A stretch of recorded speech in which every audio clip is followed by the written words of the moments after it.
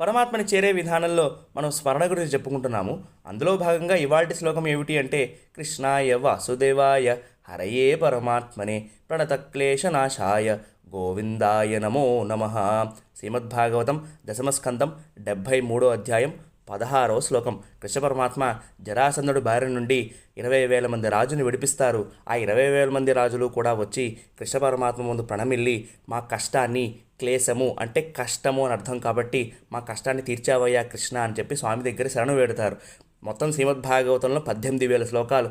అందులో number 1 top rank శ్లోకం ఒకటి కావాలి అనుకుంటే అది ఈ శ్లోకమే. నార్త్లో రాఘవాచారి గారు కానీ, ప్రేమానంద మహారాజు గారు కానీ వాళ్ళందరూ ఇదే చెప్తారు, ఈ శ్లోకాన్ని రోజు ఎన్నిసార్లు కుదిరితే అన్నిసార్లు స్మరణ చేసుకోండి అని. అందుకోసం ఇంట్లో చిన్నపిల్లాడు 2 సంవత్సరాల చిన్నపిల్లాడి దగ్గర నుండి 80 ఏళ్ళ తాతగారి వరకు మనం అందరము కూడా నేర్చుకోవాల్సిన శ్లోకము ఈ శ్లోకము. హరే కృష్ణ, జయ శ్రీమన్నారాయణ.